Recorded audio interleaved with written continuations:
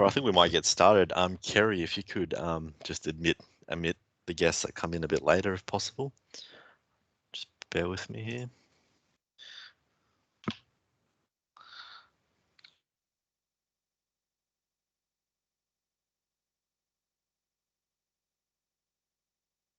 All right. Good morning, everyone, and welcome to today's webinar.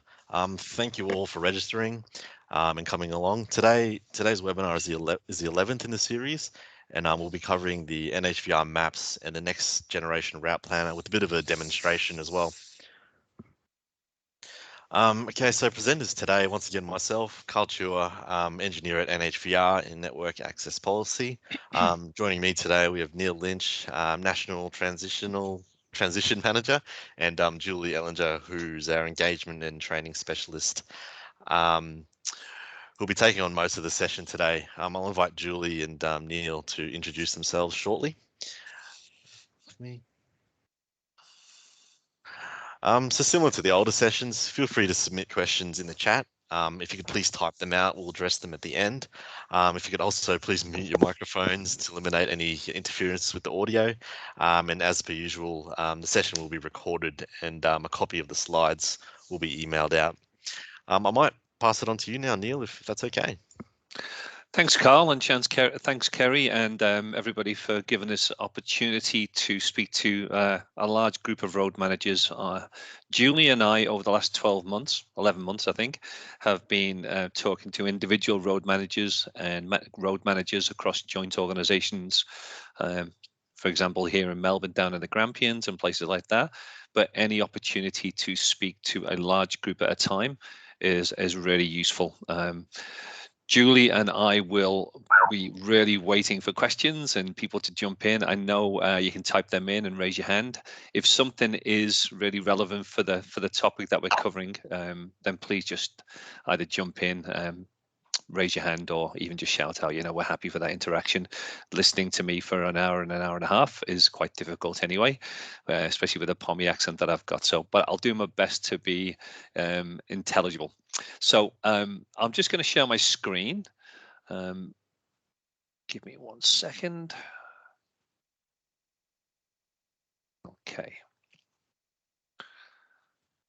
So hopefully everybody can see the screen that I've got in front of me now. Awesome, good stuff. Okay, so Julie and I are both in the National Spatial Programme. So what we're going to talk about today, we're going to be a bit biased and we're going to talk about maps a lot, maps and data, and how that's relevant to road managers, also to transport companies, truck drivers, logistics managers, and also a bit selfishly a little bit to do with the regulator as well, because all those things are all one and the same to us. They're part of our customer base, our internal customer base and external, and everything that we're trying to build and trying to accomplish hopefully will make the lives better for all those stakeholders involved.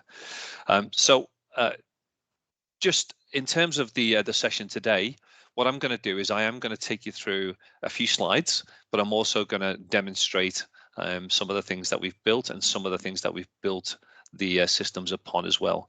I've recognized a few names in the participant list, so for those people who've heard me say a few of these things before, apologies for the repetition, but hopefully we'll be able to show you a few things as well.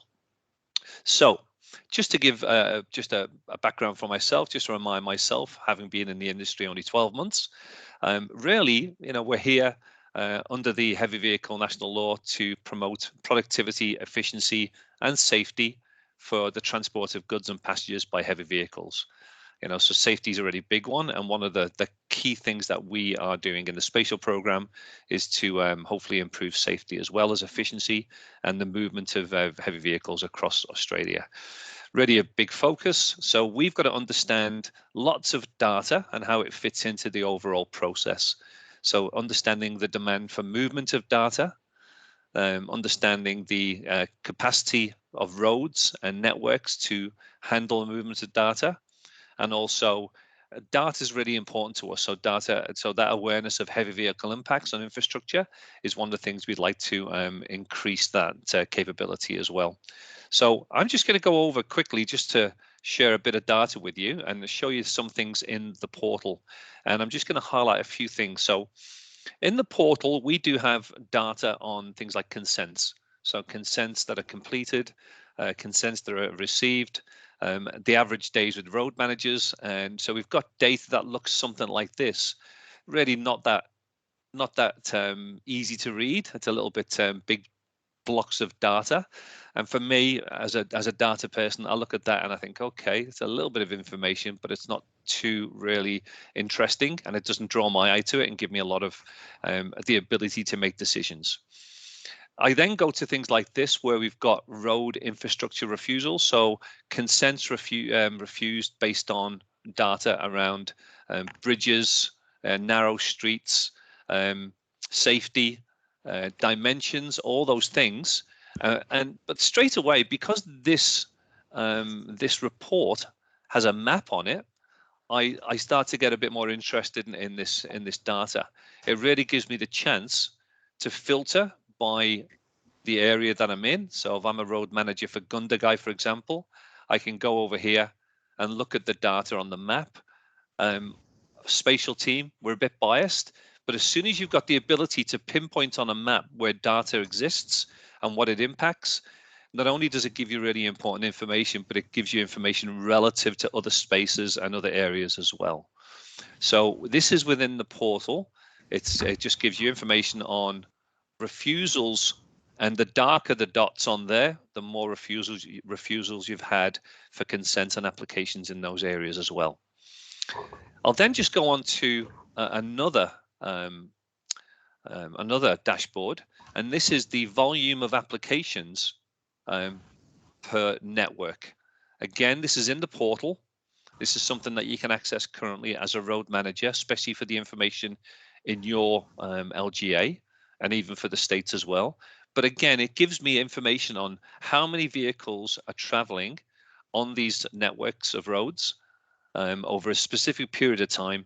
And it also gives me an ability as a heat map to be able to see which roads are being used more, which one's got the most number of applications on them. Very important for a road manager to understand this type of information, because it gives you a sense that if certain sections of road are being applied for over and over again for certain vehicle classes and types, then potentially could we make a decision on those roads? Could we decide to put a pre-approved network on there, which means a pre-approved network, for those people who don't know, that you can, as a transport operator, you can apply to go on these sections of road, and the road manager has their application approved on their behalf by the regulator itself. So what that does is it gives the road manager a chance to make decisions based on spatial data that then will allow the NHVR to allow vehicles to go on these sections of road as well. So from a spatial program point of view, when we go through from here to here to here, I think, and the feedback I've got as well, is that if you can see things spatially on a map on road networks, then the data becomes more relevant, more interesting, and it gives you a chance to make some decisions on it. Again, having these reports show you data is one thing. Being able to make decisions based on it is another thing as well. So hopefully we'll show you during the presentation, the demonstration, that if we can show you things, but then allow you to do things on the map itself, that might be a really useful feature. I'll also say that today's session is not really about converting everybody to be mapping specialists. We know that most councils, LGAs, and states have got technology teams and mapping experts. So this is not about creating an army of mapping experts here.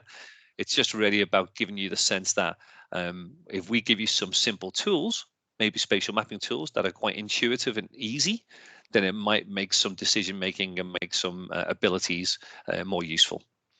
So reporting in the portal currently exists, but it's all based on maps that we don't have a lot of control over. So I'm just going to go over to one more screen here, and I'm going to spend 5 minutes talking about this thing. So the people who've heard me talk before know this is what I'm passionate about, and this really is one of the fundamentals of all the things we're doing in the spatial program. And this thing is called Openstreetmap. We all use maps every week or every month or sometimes every day if we're in the car. We're driving to places and we're using our GPS. But this mapping system here is a little bit special and very different. And it's different to Google Maps, Bing Maps. Here have a mapping system, whereas all these different mapping systems that you may use and that your sat nav uses, they're fundamentally a bit different to this one. So why is it different? What is special or different about this? This map has been around since 2005. It's global, so I could zoom out and see the whole world. But it's also local. So what I mean by that is that it has lots and lots of data that is very, very detailed and very up to date locally.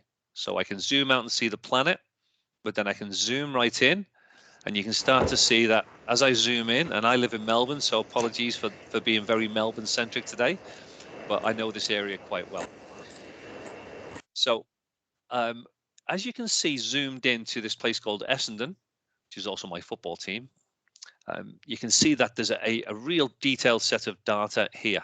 Roads, parks, rivers, defense locations, you name it, OpenStreetMap's got it. And it does this differently than other mapping systems. It does it by using an army of volunteers or contributors who on every single day are making changes to this map. So 2005 it started, and between 2005 and 2021, there are now 8 million registered people updating this map on a minute by minute, hour by hour basis. So the mapping system can be perceived or can be equated to like a Wikipedia of maps.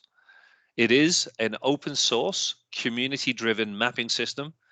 And what it does is it allows anybody to add data that is local, that they know better than anybody else. Anything from a park bench to a bus stop, to a path, to a road. Anything you like, a cafe, a building, you want to put this in, a train line. So the first question we ever get asked is, hold on, you're the regulator and you're using an open source community driven mapping system as the basis for a regulator mapping tool. And we say yes. And the reason why we're doing it is because we've spent 11 or 12 months analyzing the data in here. And what we've found is that the data integrity, currency, and accuracy is greater than any other mapping system for our purposes, i.e. for roads and culverts and bridges and those sorts of things. It's not the best mapping system in the world for cafes and businesses. The best one for that is Google Maps. Google Maps is persuading and encouraging people to put their cafes and their businesses on there because that's how they make their revenue and that's how they drive their traffic, as well as by navigation systems as well. But this mapping system here is very, very good and very up to date when it comes to roads, intersections, roundabouts, all the things that we're really keen to understand and you're keen to understand from a road management point of view. On mine. So just so you know, in this mapping tool here, as you can see on the top right, I'm logged in. So I'm registered as Neil from the NHVR, and anybody on the call here today, anybody can go into OpenStreetMap, which is just openstreetmap.org, and register and become a mapper themselves. Not something we're asking people to do, but if you're interested, it might be something worth having a look at. It's like every other mapping system. You can go in the top left and search for for anything you like. So if I search for Mitre 10 and Derrimut, there's Mitre 10 and Derrimut. It allows you to search for buildings, addresses. You can search for roads. But the one thing that's a bit different on this system than any other one is that once you've registered, you can actually go in and edit a map. So you can go in and simply edit a map or interrogate each of those sections of the map and find out more about the roads. And I'll click on a road here. Just zoom in a bit further. The system's a bit slow, apologies. I'll just click on a road. And there you can see that that's Australis Drive or Australis Drive here on the left-hand side. And it's a one-way section of road, 50 km/h speed limit, and it's asphalt. So these are the attributes or the data that is underpinning this whole system. You've got sections that are one-way, sections that are multi-lane, dual carriageways, highways, all those sorts of things. You've got different types of roads. You've got all these different ways of describing your road network. And as I said, these roads are very accurate. And also it gives us the ability to see multiple different satellite images.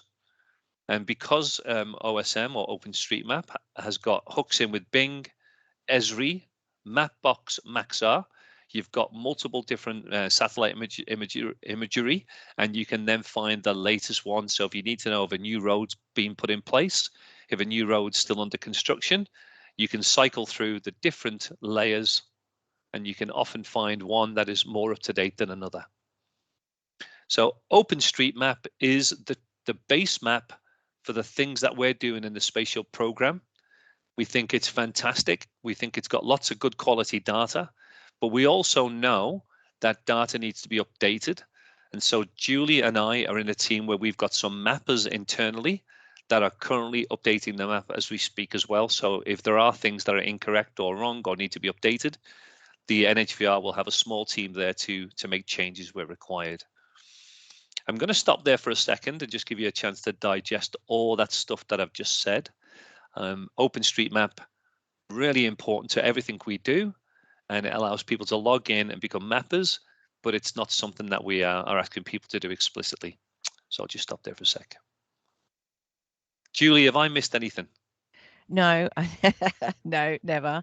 No, all good. There's a question here from Wolf about his question here is, are the updates by volunteer contributors verified? And if so, how? Which is, I think, is a question we have every time we talk about OpenStreetMap, and that cautiousness by all our road managers out there saying, oh, what if anyone can change anything? So that was there's another one from Jonathan, but we'll come back to that in a sec. Okay, so that's a really good question. So if I go into Doremus Drive, I think that was a horse that won the Melbourne Cup, Doremus. Doremus Drive, if I went into Doremus Drive and I decided that that was only 30 km/h and it was only one lane. So this is what scares people about OpenStreetMap, and we totally get it, that anybody can go in at any time and make changes to the map. So I've just made a couple of changes, but if you eagle-eyed people on the call can see on the top right, there's a button there that says review your changes and upload them, making them visible to others. Two-step process. Click that, and then it goes gray, and it says, please put a description of your contributions here. So whatever I put in, change details of road, whatever I put in there will stay there forever. So that is a record of the changes I've made and the reason why I've made it. Without putting that comment in, I cannot make the change. Now I can upload that directly by pressing that blue button. I'm not going to make any changes myself here today because that change is incorrect. But what I can do is if I upload it directly into the system now, it will be live within minutes. Depending on how many changes are being made in this environment, it will be live within minutes, sometimes seconds. Now, what will happen is that there will be local contributors and moderators who will notice your changes and will check them. I know this for a fact because I've made plenty of changes, and some of the moderators have turned around and said, hey, thanks for that change. It looks pretty good, except you missed something. So there are an army, because there's 8 million people around the planet looking at this. There's an army of moderators willing to help, and it's all done in a friendly, communal spirit. But I can also nominate somebody to check my edits. So unsure about something, invite an experienced mapper to check your work once it's live. So I can check that box, click upload, and somebody will check for me. Now, if I make a mistake, what happens is they email me, they message me within OpenStreetMap and say, I've changed it, I've updated it, just so you know. Or they'll ask me to change it myself. So there's definitely a a moderating influence there. If I go in and vandalize the information, somebody will tell me not to do it, will tell me again, and then eventually they'll give me a timeout. And if I do it too often, they'll ban me. Just to say though, that the amount of vandalism and hacking in this system is so low, we haven't really seen any in Australia in the last year. It's a good question, though. No, it's a good question from Will, but I think it's one of those ones that people tend to regularly ask about what happens if people do the wrong thing. But you've answered that one nice and clearly. Now, Connor's got a question as well. So, Connor, I'm going to just address your question now, but I'm going to ask you to hold that space as well. So Connor's question now was, will this enable us to reassign roads to different councils? For example, roads along council boundaries or main roads.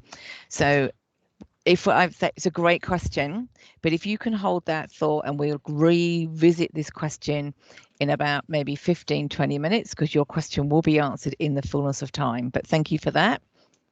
The only other question we had earlier on in the piece, when you're looking at your data sets and your reports there, Neil, is Jonathan asked about the map that we were showing or demonstrating, not in Openstreetmap, but in the portal reports. Is the map the number of applications as opposed to not actual use, wasn't it? Correct, yes. So that's the permit application. So if you look at that section there on Western, I don't know if anyone can see that, it might be small on their screen, but that indicates that there's 899 permit applications on that section of the Western Ring Road. So yes, so permits can be multi-use, but it is one way of actually understanding a little bit about the volume, hopefully, if you can do some modeling on that. But it's a first part to understand how many applications are on there, yes. Okay, and one last question here from Darren before you move on there, Neil. This is obviously to do with OpenStreetMap again. Has this information in OSM been used for information storage, i.e. unsealed roads, grading records, etc.? So the information in OpenStreetMap is we are ingesting this information every few minutes. So this is the basis for all the things we do. That is such a good question because it raises the point that if you've got surfaces of road, so if you've got a surface of road that is, your asphalt, so if I go back into edit mode, for example, here, then all your surfaces of road, we're actually bringing them across, so we know which roads are traversable and which roads can be driven on. We know which roads can be under construction, which roads are actually just in the middle of construction as well. So, for example, here, that Agar Drive, if that was, it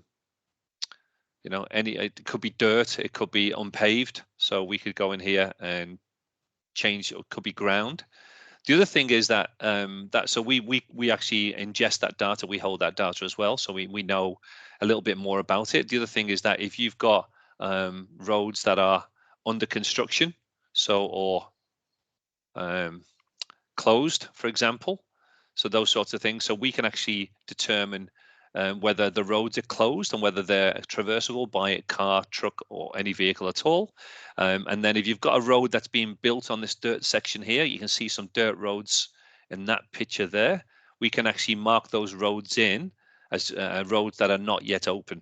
So under construction, all those sort of attributes are really, really useful for us from a heavy vehicle network and routing perspective. I'm not too sure if that answered the question, but yeah, so there's lots of ability to determine which roads are suited for which purpose.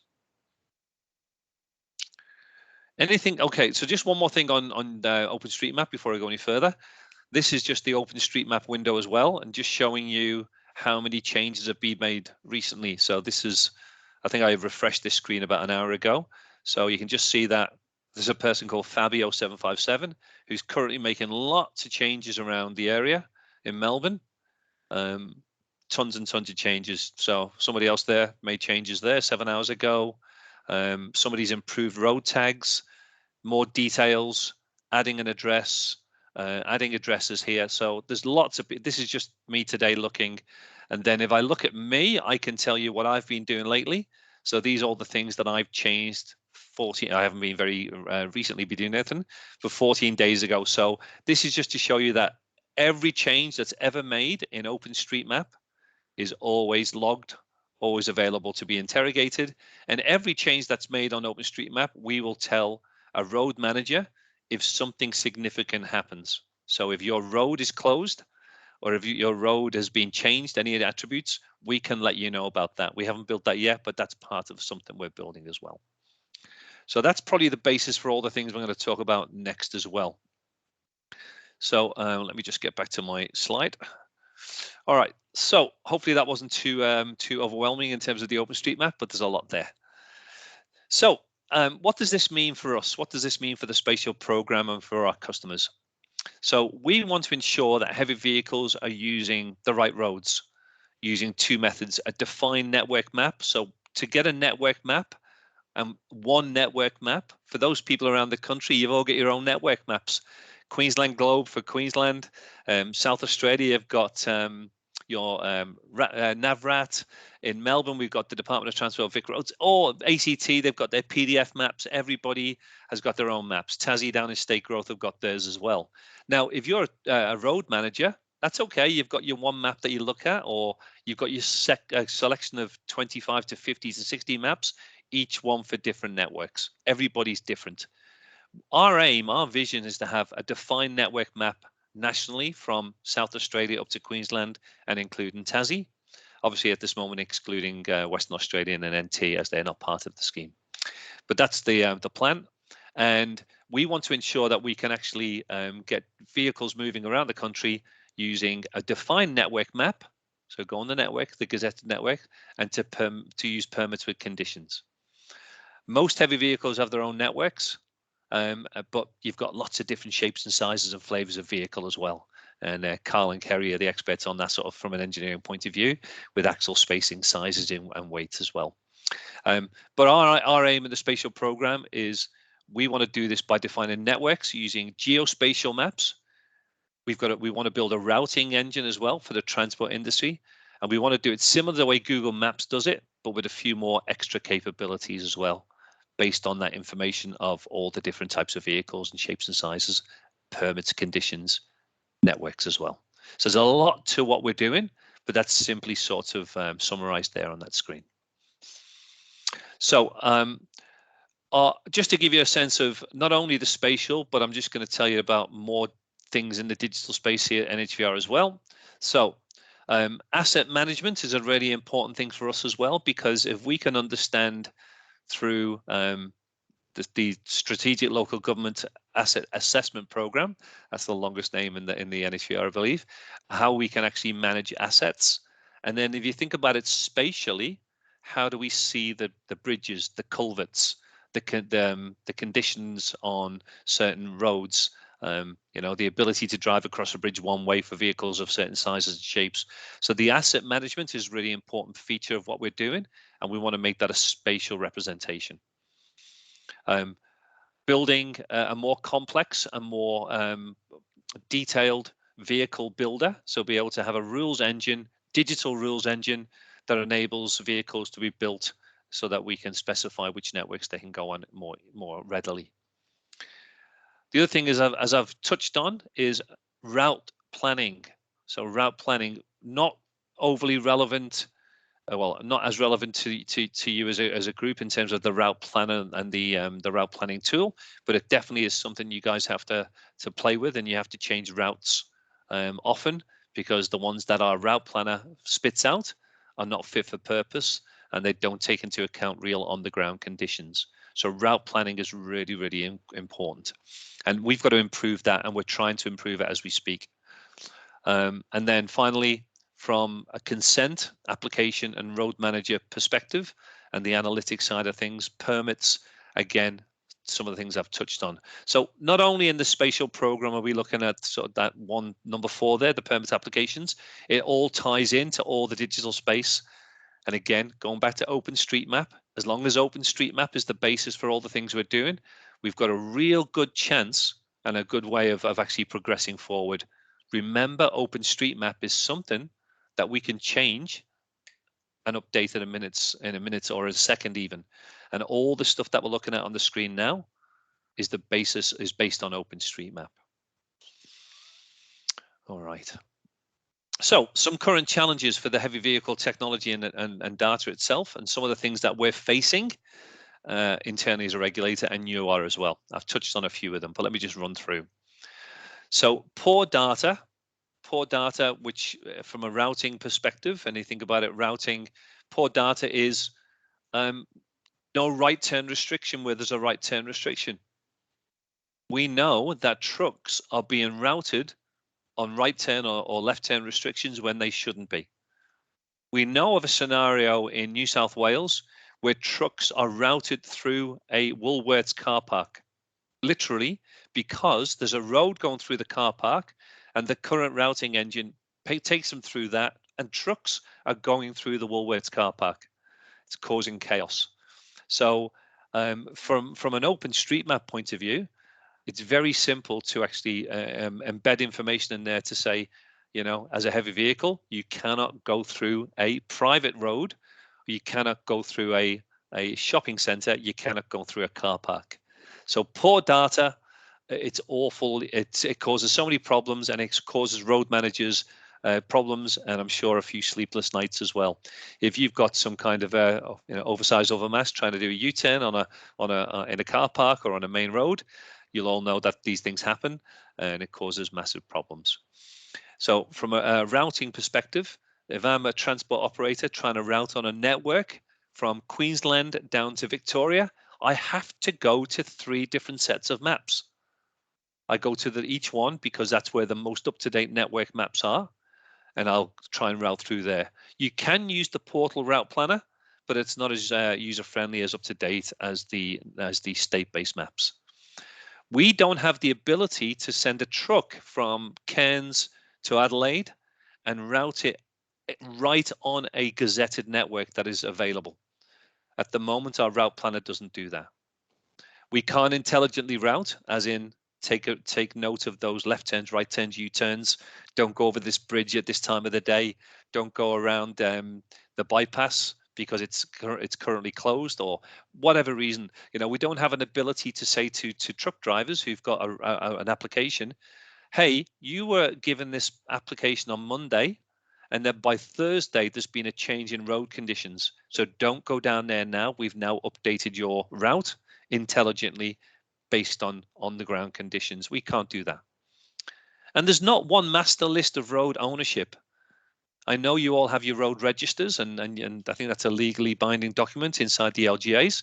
You definitely have a list of all the right roads, but there's no master list of road ownership. And we know that the NHVR has lots of feedback that says, hey, why are you sending that consent to me?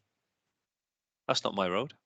And I think, Julie, that was one of the questions you just had, which we'll hopefully address soon. Networks. Just to get a change, an amendment, an update to a gazetted network can take a long time, and you have to go through many sets of hands. Networks that are displayed on maps are often available months or quarters behind the time they should be in there. We haven't got the ability to look and do scenario-based planning or look at industry requirements. So if an industry set has a proposal or a set of requirements for a large area across many LGAs, we haven't got the ability to plan or push that through using any systems. And also pre-approvals, the process to pre-approve a route can take a long time as well. The third column there is really interesting because this causes us a huge amount of pain. We don't own the data in our systems spatially. We buy the spatial platforms, or we rent the spatial platforms off the Googles and the HERE data sets of the world. We can't share it back to you and your spatial teams easily without a significant cost. So we cannot share routes back to industry. We cannot give you your own information back to you without costs and lots of hoops to jump through. That is terrible, and we're going to change that using Openstreetmap. And I've touched on that last one. Updating data within seconds is really important to us. Communication. So we want to start to bring LGAs together.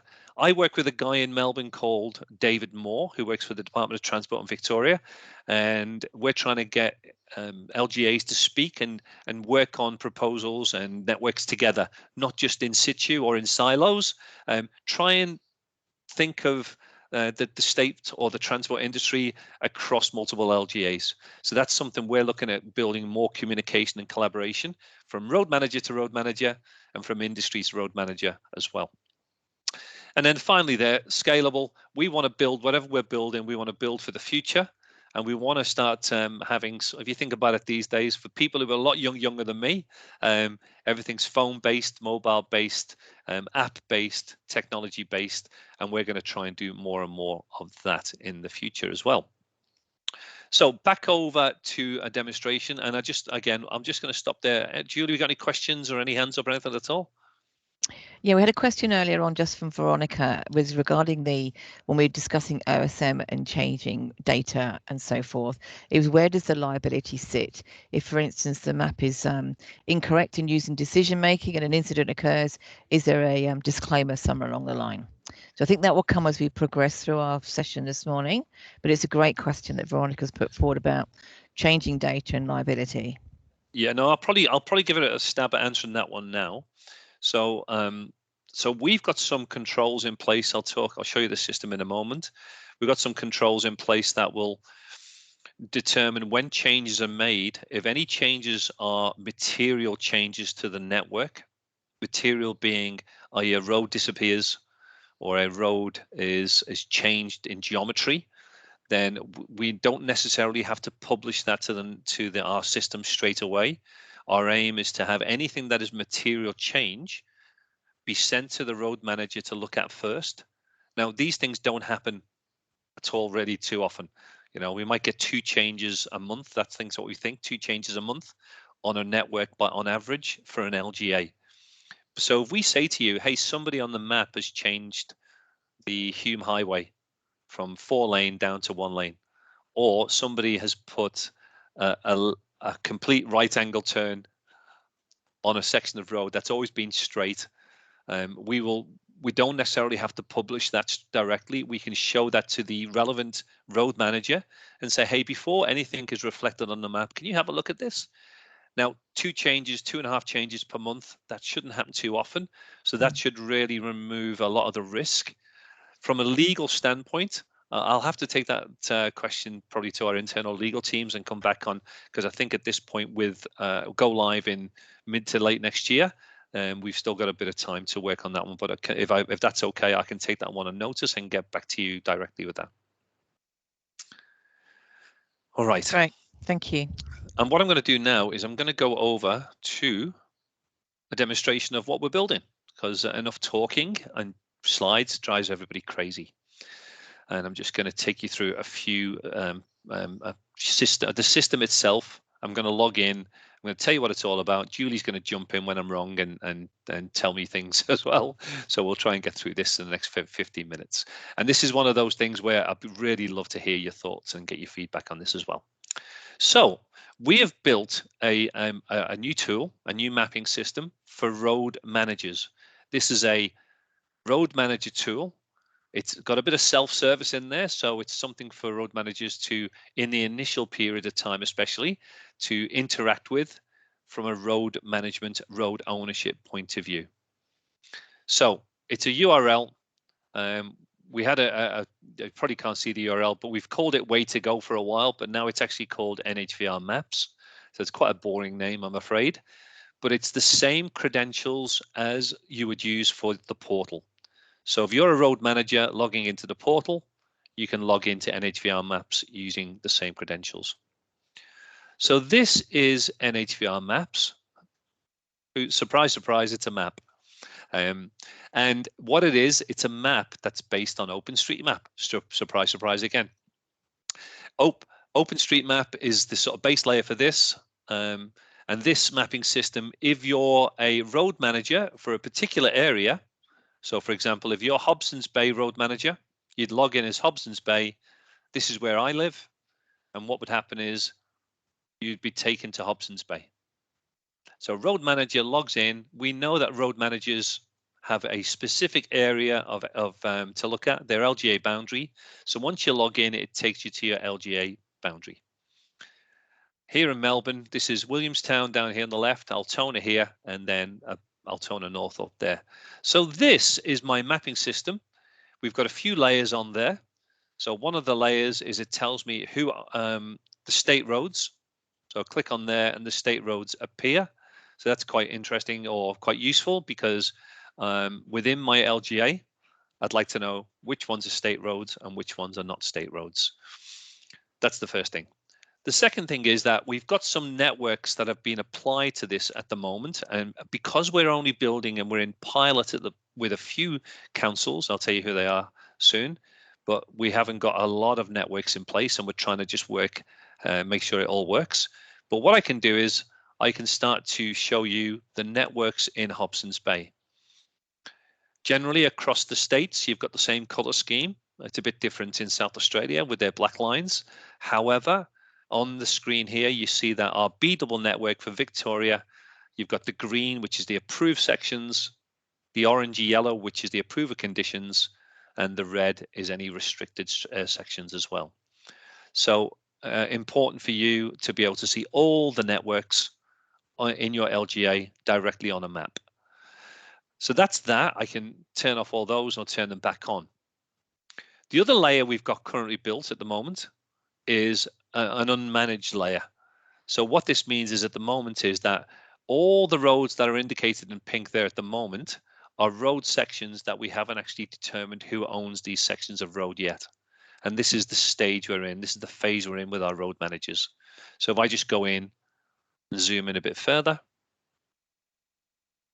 you can see that here there's a slip road or an entrance into the Foodery or a Caltex service station, and that road hasn't got a name, and it seems to be at this moment in time we don't know who the owner of that section of road is.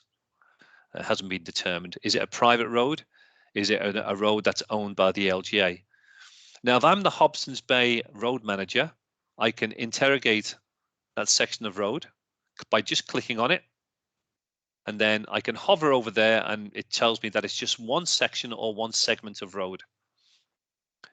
That section of road is unnamed. I can click on that section there and I can interact and I can determine who owns that section of road.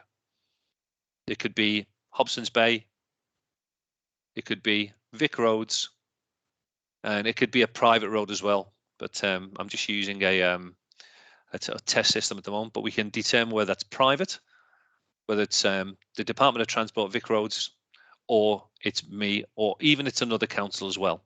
So if I decide to update that, I can save and close that section of road, and that road now becomes owned by the LGA responsible, Hobson's Bay. So that is the system that we've built at the moment in terms of it gives a road manager the ability to claim a section of road or donate a section of road to the relevant road manager. If you look at the road, it's the sort of the Colroy Creek section here, you'll see that that's a state road. And we've done our best job, and we've done a really good job, I think, to start looking at all the roads and actually determine who owns the sections of road. So if I go to Grieve Parade, so lots of state roads around here. If I go to Toll Drive, which goes to an industrial estate, you see that's Hobson's Bay. This is the fundamental part of this system, is that allows a road manager to log in and actually interact with the sections of road themselves. And any road that is not theirs, they can claim. Any road that belongs to somebody else, they can donate. Any road that belongs to a private organization, they can mark it as private. This is really important because this plays into the whole application and permit process. If you own a section of road in here and a trucking company applies to drive a vehicle down that section of road, you will receive the consent request for that section of road. So that is the sort of the starting point of what we're building. This is what we call road ownership or road management. Hobson's Bay, if you look there, Hobson's Bay, Nearly all the roads within Hobson's Bay have been marked, and they'll either be owned by either the state or Hobson's Bay. Once this has been done for each LGA, and once we've determined whether the pink roads are belonging to shopping centres, ports, airports, private car parks that are off the grid, then once we've got that all completely knotted out, the only changes then for a road manager, once that's been done in the initial stages, is for new roads or roads that have changed geometry or shape, things like that, or brand new roundabouts and things like that. So it really wouldn't change too often. The other things you can do in this system at the moment is you can just search for things. So you can search for your so if I search for, say, 7 Cobham Street in, oops, if I spelt it properly, that would be good. Cobham. So you search in your area. It's kind of contextual search. So if you're in Hobson's Bay and you search for a road, it will take you to the and it will actually populate the road section up there. You can start to, if you really need to, if you've got lots of buildings or lots of 3D, you want to have a 3D view, you can do so as well. If you look at this section around here, this is Port of Melbourne. Lots of private roads in Port of Melbourne, and we haven't got those into the pilot yet. So you can see that if we roll out to a say private organisation like Melbourne Port, we've got a bit of work to do on the roads and who owns them and who needs to update them and so on and so forth there as well. If I change here, go to a different council, you'll then zoom into a different place, and then once again, this is what the Melton City Council LGA road managers will see. And as you can see, there's still a bit of work to be done on the pink sections there. Any questions? Neil, yes. Yeah, so Neil, can I jump in there? So Connor, just reflecting back on your question you had earlier on. So your question was, will this enable us to reassign roads to different councils? For example, those roads along boundaries and that sort of thing. So the answer Neil's just shown you is yes, you can.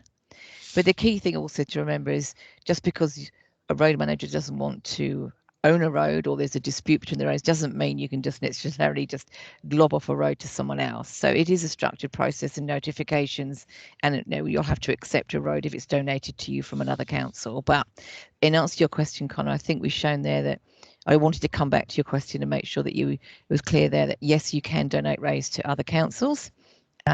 Typically speaking, it'd be councils along your own LGA boundaries. That is, and just a segue as well while we're on that, Julie. So you're right. So if we want to transfer a road or we want to accept a road, then that will be done by a notification, and you can get the notification by email or get the notification within the system itself, just like you do in the portal. Little bell at the top will say, hey, somebody's donated a section of road to you. So here's just an example of the type of message you would receive.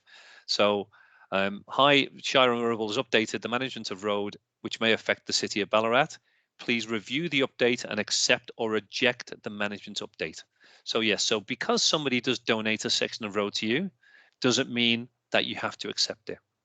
You can turn around and reject that request, and that will go back to the initiating road manager and say, hey, it's been rejected. And at that point, and again, we're at the early stages, we'd like to build in some kind of workflow tool that enables the collaboration discussion. I know in Melbourne and Victoria, the state likes to get involved in disputes like that and talks about it, but we haven't actually worked that bit out yet. But notifications is definitely part of what we're doing. That's great. And we've got a couple more questions, if I may, Neil, just whilst we're here. So Emily's put forward a question here is how will these changes be recognised in our permit renewals, as in the change of road ownership? So when a permit comes up for renewal, will any road ownerships which have happened since then will be reflected in that renewal? Definitely, yes. So that's the aim, is that we're going to trying to make this process dynamic, so that anything that happens in the application and permit process in the portal is completely linked in here. So yeah, so totally, once the permit is up for renewal, and even if you go into the permit and you start to refresh the route, and the route then pulls the road manager from, you'll get the right road manager at that point in time. So completely linked between the two. Great job, thank you. Jim had a question about rail bridges. So can we donate, in inverted commas, or rail bridges off our network so applicants know they need to talk to the railways about loads on railway bridges? Yeah, Because no, I know it's been a big discussion point, hasn't it? Bridges and rails and so forth. Yeah, so we are, again, we've got a long time between now and when we implement this nationally to road managers. So one of the discussion pieces is around the asset management and who owns the assets. So we know bridges, railway crossings, water boards owning assets as well. So it's really important to have the right owner of the asset in the right place. So if you're going across a railway crossing or a bridge that is owned by I know this for in Melbourne, so I speak to Marvin on council. There's an asset there that whenever anybody wants to drive across a bridge, they go to the council. The council then liaises with the train authority, and then that conversation's a bit cumbersome, takes a bit of time. So if we can implement that and integrate that into the solution, asset owners represented on a map, and then flow through to the application process. So wherever you drive, if you drive across an asset that's owned by a specific organization, they should get the request or the permit for that. Yep. Good job. Thanks, Jim, for your question earlier. Graham's got one about Crown Roads. So will this show Crown Roads in New South Wales? Can you explain to me what Crown Roads are? It may be a phrase. So Graham, are you online? Would you happen to just verbally? Yep. Look, Crown Roads are we're in the Snowy Monero area. The Crown Roads were also known as paper roads. They were inserted onto DPs and all of that sort of thing, probably back in the late 1800s. Some of those roads council takes over, but some of them are vested in the Crown, so in the state of New South Wales. Some of them are used as travelling stock routes. Some of them provide access through a neighbouring property into their property, a little bit like a right of way, but it's owned by the Crown. So there's it gets really messy sometimes with trying to determine who actually owns that actual piece of road. In fact, we've got a road and 2 laneways right in the centre of Cooma that are actually still labelled as Crown Road. So you know, can we give approval for a vehicle to use that road when we don't own it? So it's things like that. Well, Graham, I think I'm going to have to take that one offline, but we'll definitely get back to you on that one. I'm really glad you brought that up, because that's again new to me. I think I learned something recently about New South Wales, and that the minister can designate a road as a state road at any time. I think they've got the power to do that in New South Wales. So that brings us to the question of differences across states as well. So we know that different states have different processes and different rules and regulations and laws. So that's something we need to bring into account as well. Good job. Thanks for that, Graham. And like I say, we'll take that on notice, and we'll do a little bit more investigation our end on Crown Roads. And if we need more information, we have your name. We will come back to you. And Belinda also, as you said, yes, a Crown Road category is necessary. Thanks. So that's from Wentworthshire. So thanks, Belinda, as well. Jolly good. A couple more questions now, just before we move on, if you don't mind. Oh, yeah, go for it. So Anne-Marie, we're talking about road manager boundaries. Are you saying road manager boundaries as opposed to LGA boundaries? Do they show on the map?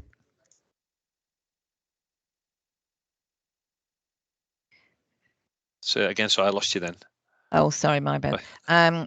Does the mapping show road manager boundaries? So I'm guessing that Anne-Marie is insinuating that road manager boundaries don't necessarily match the LGA boundaries.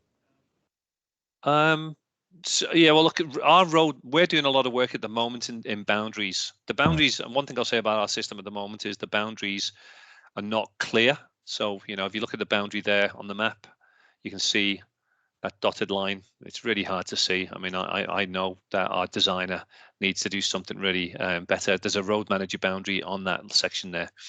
So, or an LGA boundary, let's put it that way. So the LGA boundaries that we're building have come from a PSMA data set. So the data set that we've got, but we're also doing some work on them. That is, the boundaries themselves once we roll this out to more and more road managers, if there are issues with boundary and the boundaries are not spot on exact compared to their records, that is something that we can look at and change, and we can either work with Openstreetmap, because Openstreetmap has all the boundaries in it specifically.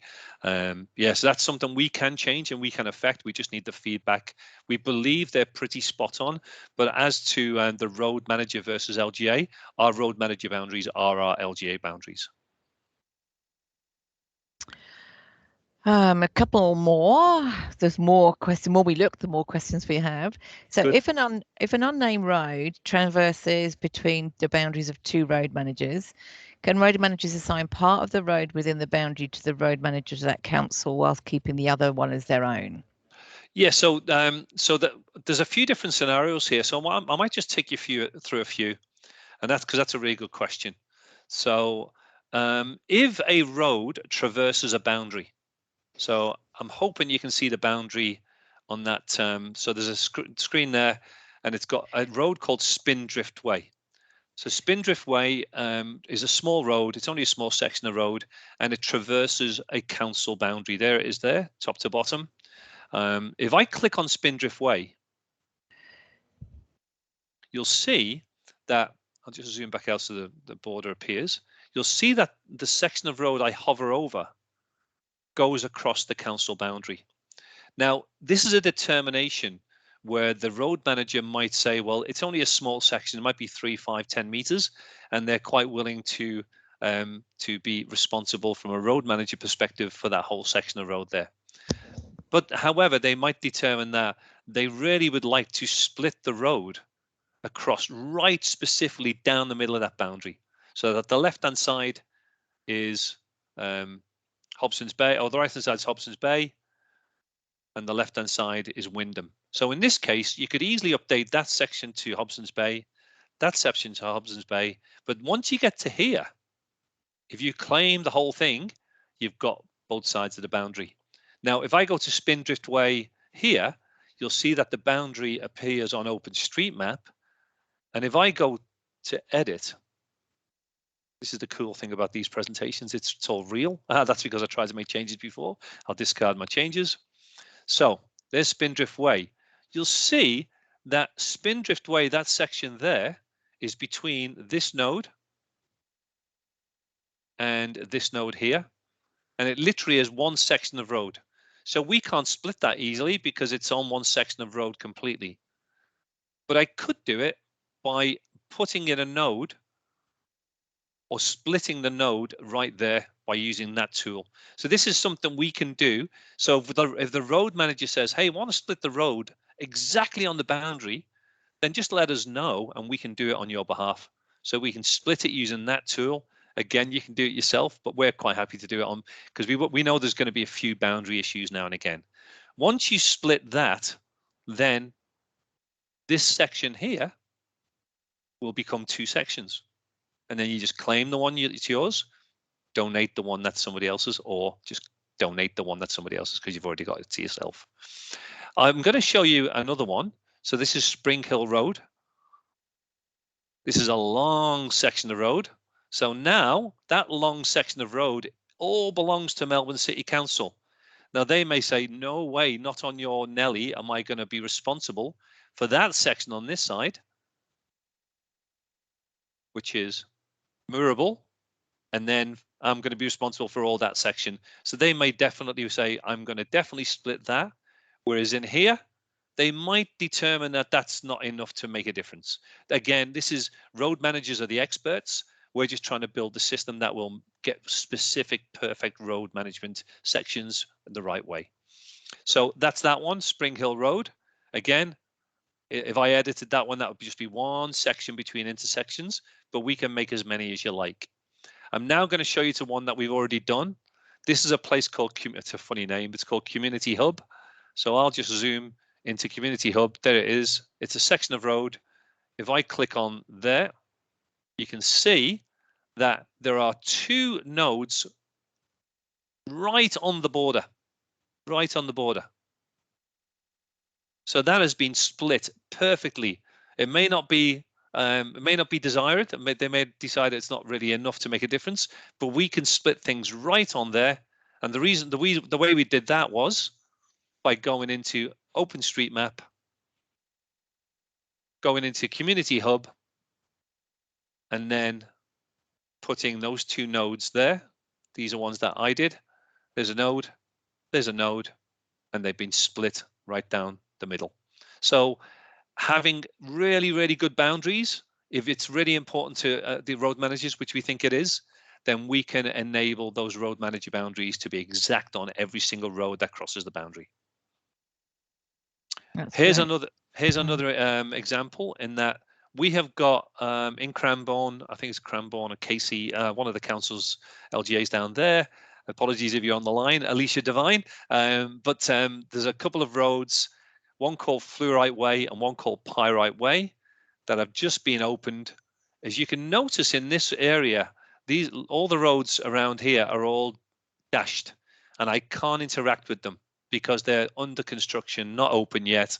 They're not real roads.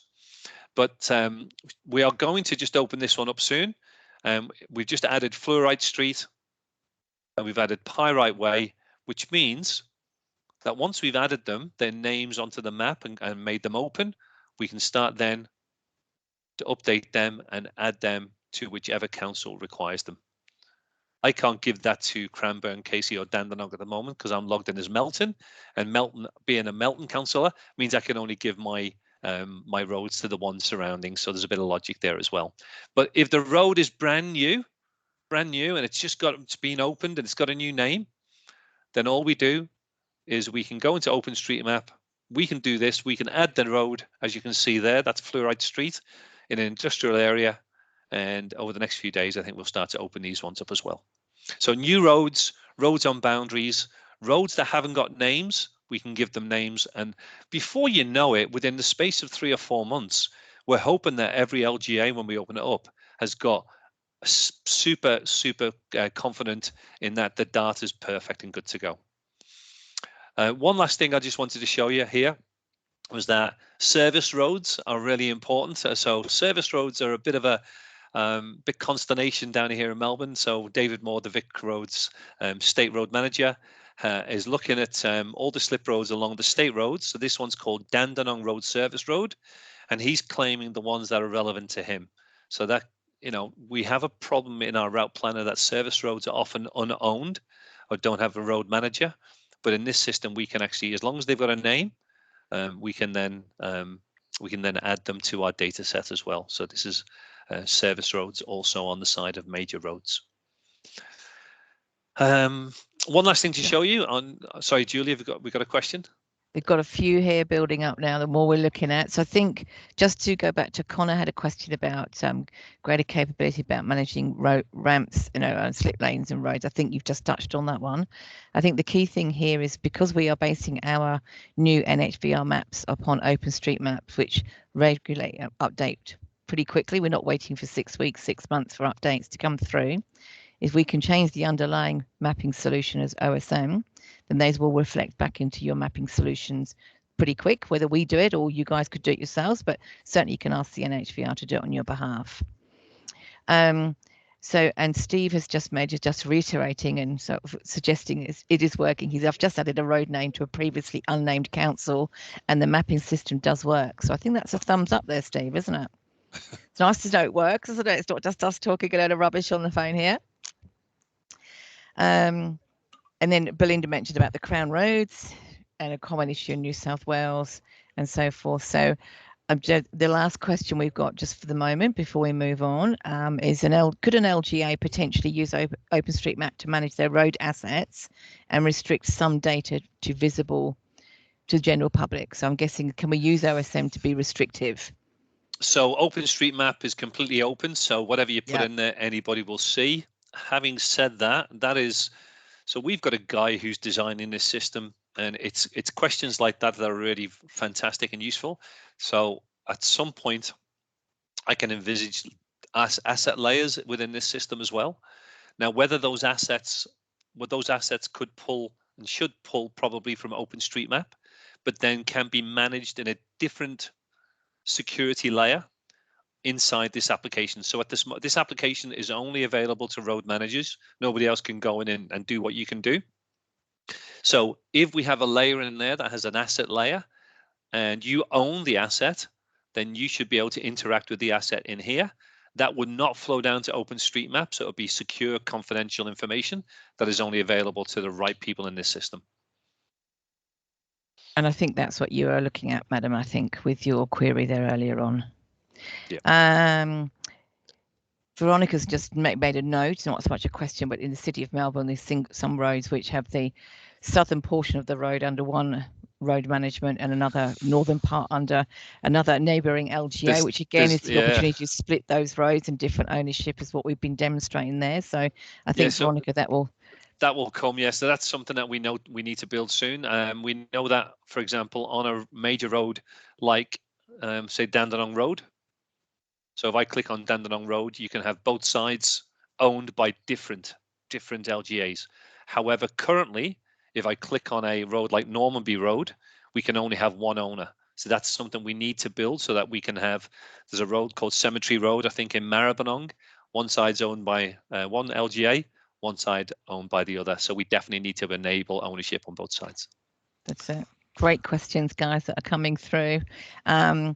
Carlos has also requested or queried here, will road managers be able to modify road ownership, or does the request have to go through to the NHVR and also determining a road whether it's suitable for heavy vehicles or not? So the road ownership or management will be done by the road managers themselves. Mm-hmm. It's only if there's a real point where nobody wants to own a section or where two people want to own the same section, then at that point, I suppose there's got to be some resolution. But if you donate something and it's received and somebody's transferred it to you and you've accepted it, no one in the NHVR needs to get involved. That's the sort of That's it. The system. Hopefully, you'll take us out of the equation. Yeah. You can do it yourselves. That'd be great. Is that all good? There's a couple more about. Jim just said single carriageway with the body in the middle. Yeah, that's it. Exactly. Yeah, but that's good. I think that's the questions today. These are great questions, guys. It's great that you're interacting with us and asking these, and hopefully, with the exception of Crown Roads, I think we've managed to address most of them so far. I've just got one more sort of thing to show you. I think let me just show you one more thing in terms of the system. So one thing that this system can do as well. So I'm just going to go to Google Maps, which I think is one of the world's greatest inventions ever. So we're using Openstreetmap, but Google Maps is just incredible. It really has changed life for everybody. But here's Google Maps. There's a company called Centurion Logistics Service. Now, one thing that happens in Emerald in Queensland, this is just one example, it happens a lot, is that trucks will be routed up the Gregor Highway, turn left onto Industrial Drive, and they'll come round and they'll turn the corner and they'll see Centurion there. Now, once they get to that point, they've gone past Centurion. And we've had instances where they've had to do turns. They've either trying to do U-turn here, or they've gone around again. And there's been a bit of there's been a few complaints and a few things happening. So what happens is that there is a driveway into Centurion that's here. So we cannot route in our route planner to go down that driveway because it's not on the Google map. Now we can go onto Google Maps and we can say add a missing place or report a data problem, but those things, and as I say, Google have got 400 mappers, 400 mapping specialists working on this system. But if you imagine all the people around the world asking to put things on the map, their process can take a little bit of time. So that is a problem for us. So that's one of the reasons why we think OpenStreetMap's a bit better. So if I go to OpenStreetMap here, you can see that we have added a section of road like that called Centurion Transport Driveway. And so our route planner will quite easily know that to get to Centurion Transport, you'll come up the Industrial Drive and then you'll take a left and go into that section of road there, and we'll route it directly to there. This is one of the really important things, is that if you've got a quarry, a farm, a large area of land that's got an entry point and an exit point, our route planner will be able to route the trucks into the right point and out the right point. The times that we've had trucks going in the wrong side, wrong entrance point, and then has to back out and causes problems. So this is just one example of something using the mapping system that we can put a road in quite quick, and then the route planner will react to that within minutes, and we'll be able to have routes that are actually really safe and productive and accurate as well. So that was another one I just wanted to show you. And then the last one I just wanted to show you is, for example, this is a place called Conadilly Street in Gunnedah. Just, you've always got to hold your hand up and say, when this roundabout appeared in Google Maps before it appeared in Openstreetmap, and the LGA road manager for Gunnedah said, hey, your system's not as good as Google Maps, and they were spot on in that instance. But we managed to get that roundabout in place within 5 minutes, update it into the system. So if something appears in another mapping system, we know we can then replicate it within minutes. If we put something like this into your neighborhood, into your LGA, and that fundamentally changes the swept path analysis, fundamentally impacts a network. So beforehand, the Conadilly Street here flowed all the way down to the Oxley Highway without a roundabout. If something like this changes, our aim is to let the LGA road manager or the state road manager know and say, hey, the geometry has changed. Do you want to impact the heavy vehicle network? So these are the sorts of things, the sorts of data issues, the sorts of things that we're looking into. Some of them we've got an idea of what we're doing, some of them we can do, and some of the things we want to build in the future as well. So they're the sort of last things I wanted to tell you about the current state of road management in NHVR maps. All right. Cool. Let me just go back to my slides. That's great. Thanks, Neil. There's no more questions building up just yet for the maps and the road management side of things. We've addressed them all. We've got some to take away as well. Good stuff. All right. So a little bit more information. I hope if we finish early today, that'll be good. We might get through this a bit quicker than we thought. So the National Spatial Program, which is spatial, which is ourselves. Emily, you've just asked a question about networks, and that is what I'm coming to next. So fantastic, good timing. National Spatial Program, technology, people, process, and all the ways of working. So all the things that we're talking about, process, people, communication, all those things. We want to transition to 450 plus road managers by next year. Unified national solution. The reason why we're doing sessions like this is because we need feedback. We need you to tell us what is wrong, what is right, what's working well, what's not. And so by having a pilot at the moment with a few people, we're getting lots of that. We need more. We're starting from scratch, so green fields from zero. So we've only got a small team compared to Google. So it's taken a bit of time, but we're going to keep going for multi-years no matter what. But if you give us a bit of time, we're going to build something fantastic, I promise. Quality. So as I said, all this data really needs to be spot on and near perfect, because then we'll get really good outcomes from the application permit side of things as well. And I'll just go through in the next slide the test, the prototype, and the pilot stages that we're going through now. So I think if you just look at that benefits on the bottom right there, so I think I've covered most of those. So self-service capability. The things I'll say is that we also have an idea that we can push routes to in-cab devices for truck drivers. So if a road changes on a permit, something changes, then we should reflect that dynamically, as I mentioned before. And hopefully we improve the permit processing end to end. All right, so just down the bottom of this slide, just the bottom part, just the timeline. So where are we now? So we've gone through what we call alpha beta stages, early stages, just throwing things at a stick, giving it a go, putting it together. But currently we're in what we call the prototype stage. We have rolled out to a group of road managers, real road managers in real LGAs currently, and between now and Christmas, they're giving us lots of feedback. We've also got a new route planner that we've given to some industry industry representatives, big ones, some of the biggest companies in Australia are currently looking at this mapping system and the routes that it produces, and they're giving us some feedback on that. So 7 of the most of the busiest volumes for applications in Melbourne, including the state, and then also 4 or 5, 6 or 7 of the biggest transport operators in Victoria also.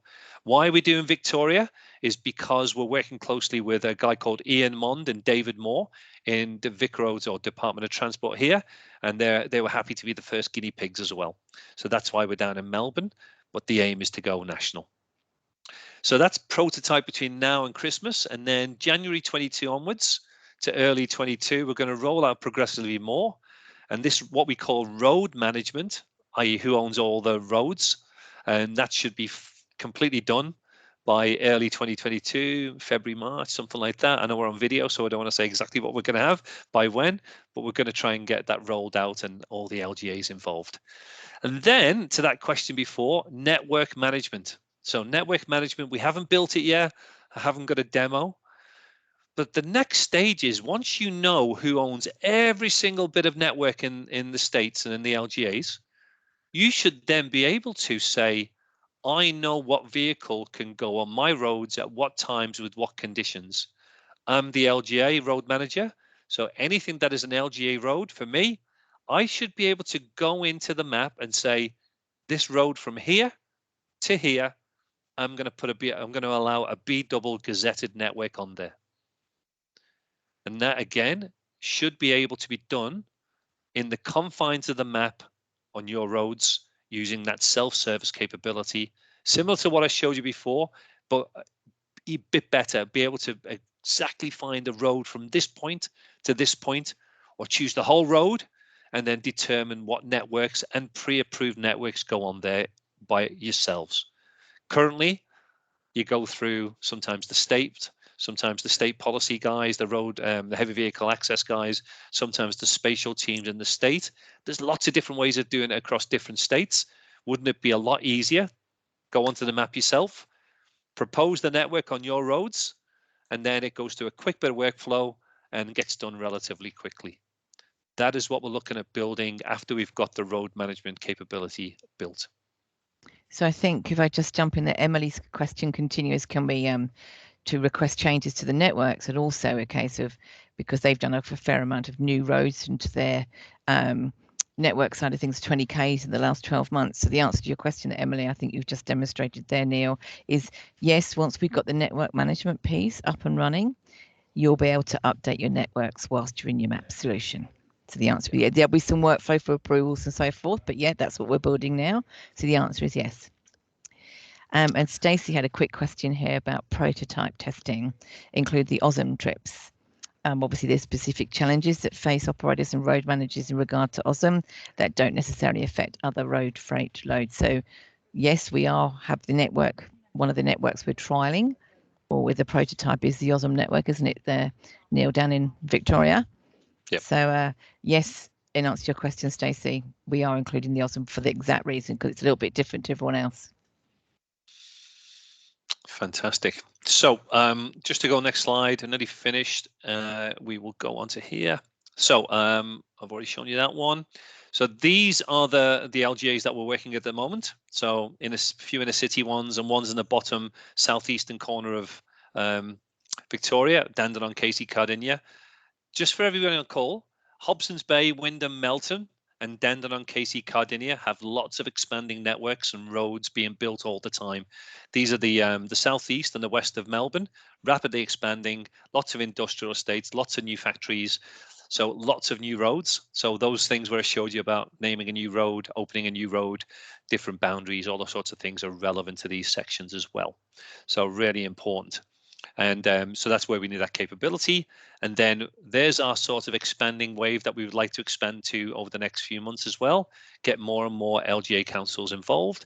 For the eagle-eyed people there as well, there's a Port of Melbourne, which is obviously a separate entity at all. And that's the other thing.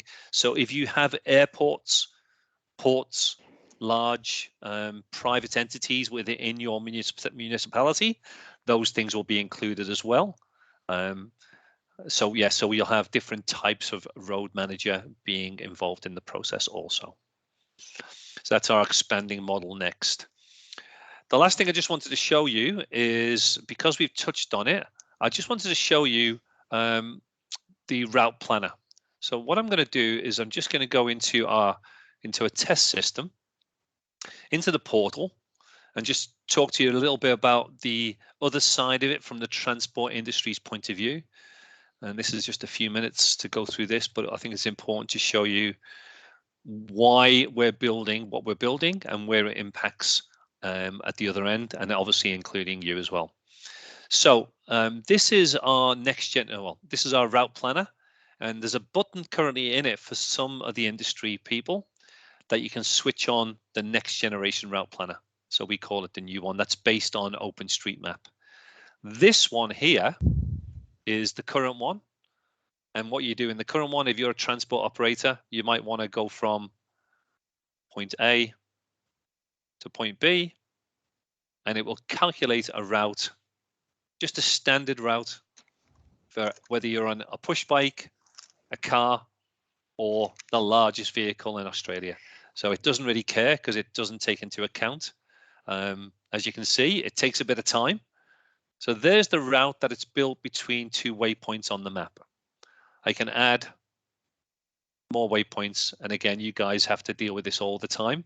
So showing you things that you've obviously seen loads of times before.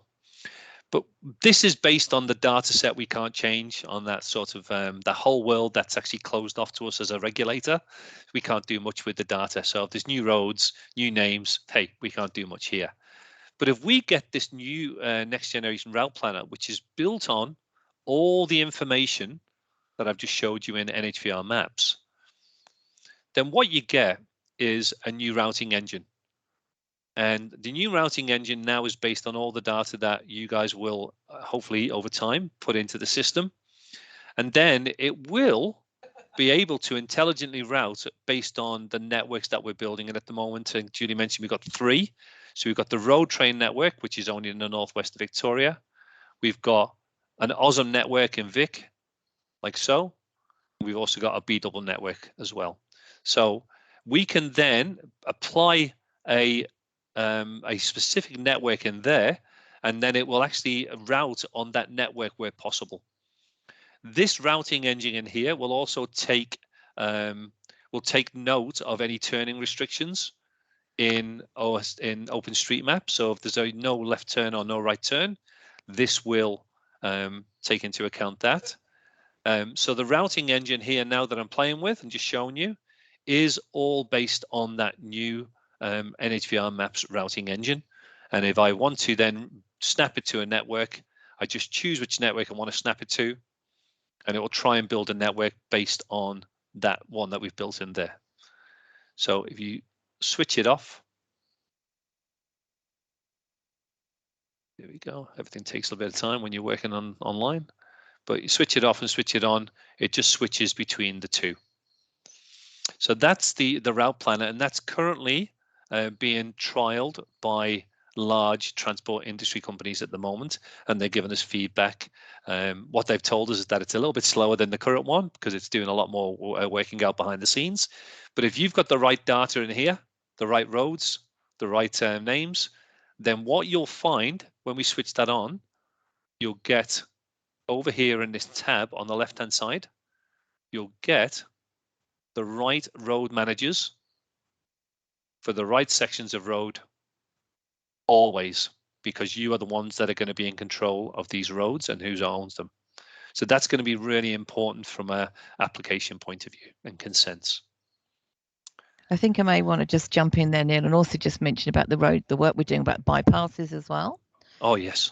So with the route plan at the moment, what we're hoping to do is include the NHVR access team have a bypass register, which ensures that the routes that come through or requests for permits actually use bypasses wherever possible, rather than taking heavy vehicles through the middle of towns where appropriate. So what we're trying to do now is work out and working with OSM and our NHVR maps in order to make sure that the route planner will automatically use the bypasses by default, and then by exception, If you want to go straight through the town, you can obviously add a waypoint and reroute your goods vehicle if necessary. But the idea is it will actually take the safer and the most appropriate route where at all possible by using the bypasses data. So that's another piece we're trying to do to get this route planner more appropriate and more effective for our customers. Which again, hopefully will save a bit of time and backwards and forwards between yourselves, industry operators, and the operator. And Julie, are we doing something about tagging things like car washes and for truck stops Yes. and things like that? That's it. And also for our livestock operators, things like affluent stops and end of trip watering facilities for animals and so forth. So again, that information can be added into OSM, things that are, and that's our font of all knowledge, if you like, that will flow through to our NHVR maps, which in turn will flow through to our route planner. So we should be able to plan a route, which includes, for example, do they have truck stops and washing facilities on the route, end of route, watering facilities, if it's the livestock side of things, affluent stops, 24-hour toilets, that sort of thing. Again, that information can be stored in OSM and pulls through to our route planner. So like it's baby steps at the moment because we're still in our prototype phase. But as we're using these new tools with our operators and road managers, some of these suggestions are coming through. Can we have? And a lot of the time the answer is yes, we've just got to build it. So it's great to have that. Thanks, Julie. And so you imagine if you had a route here and you put the route in place and then beneath it, it says, please allow me to stop at a toilet along the way, or I need an effluent washing station or a feedlot, something, whatever you need, you could have an option in there, and as long as it's tagged in Openstreetmap, it will try and route you along from A to B, making sure you go past the thing that you need to, the feature that you need to go through. So yeah, so the world is our oyster, really. It's a case of just taking, as Julie said, a few steps forward, building something iteratively, get some feedback, and then see what's got the next big benefit and bang for its buck, and then we can include in the project as well. So it's really exciting time. So everything we've got here and we've got shown you today, some of it's built. The next 6 to 8 months is going to be really, really exciting time. Julie, I'm not too sure if I've missed anything in that session. I know it's there's a lot of information there. But is there anything I've missed out before we finish the session and throw open to questions? I just think the only thing we may want to just let our road managers and our guys online know is we do have provided the tools so they can interact with us directly. So if anyone wants to say, oh, you know, within our pilot phase and our pilot groups, as that Graham explains, if you want to say, yeah, this is cool, or can we have? So as Neil's showing us here, bottom right-hand side, we've created like a chat bubble within the route planner and the NHVR maps, where any users who are within our pilot phase can interact directly with us. So you can chat with us live, you can leave us a message, you can send us an attachment or a document. You say, can we have this? Or my current map says X, and we'd like you to, can you do this in your new mapping solution, and add screenshots and attachments. So that's there as an extra benefit, so we can have that instant feedback, and makes it nice and easy for our clients and our customers to actually interact with us and ask for things or ask questions, or can you update road names, for example. We can do that too. Yes, that's fantastic. So we can, if you're on your map and you think something's wrong, something's new, something needs to be added, just ping through here. We'll have somebody manning that in business hours. You can just type in, we can come back to you and say, you know, we'll add it. You can add a screenshot, anything like that. So if you need something added to the map, we should be able to do it quite quickly as well. That's it. It's great stuff. All righty. So just to end the sort of the presentation, so that's the rollout. That's the plan. We are, as I say, we're in Melbourne, we're in Victoria from my perspective in rollout. The whole team's up in Brisbane, but I'm down here in Melbourne. Anybody who's interested in being part of the sort of next steps or trialing things out or giving it a test run, we'd really love to hear of anybody who wants to just volunteer half an hour to an hour of their time a week, or if anybody wants some proper one-on-one sessions, we're really happy with that as well. We're customer centric, so the more we hear from you, the more we have sessions and feedback, the more people try it out, the better it will be. If you don't want to, if you've got some questions or some thoughts, or you want to get involved, you can contact spatial@nhvr.gov.au. Julie and I are monitoring that mailbox all the time. So if you've got any questions or you want to volunteer your time or whatever, just give us a sort of hoy on that sort of email address as well. But Carl, Kerry, we're happy to stay on for a while and answer more questions. So if anybody's got any thoughts, questions, comments, really love to hear. Yeah, it's no problem with us. I mean, the floor's open. If anyone wants to even jump on the chat or type them out, feel free to. Sorry, my laptop's just died, so I have to come online on my mobile phone. Oh no, poor thing. Isn't that always the way? Yeah. But yeah, so anybody want to speak out loud? Comments? I know everyone's busy and got things to do, but I'm happy to stay on for a bit longer. And if you've got any thoughts or queries, please shout them out. But yeah, feel free to. I think, Carl, is that okay to just end the session now for those people who need to go? Yeah, just want to say thank you to everyone for coming along, and big thanks to Neil and Julie for really good presentation. I'll aim to get the recording and the content out by the end of the week for everyone. And again, the special emails up there. If you want to contact that directly, feel free to. That's great. And Carl, we'd love to do another one in a few months if possible. I know you've got a busy schedule, but if we can come back and start show them what it all looks like once road management's perfectly spot on, and then we could even show them the start of network management, that would be awesome. Yeah, Yep, definitely. I mean, this 11th in the series, we've kind of covered a fair bit of content.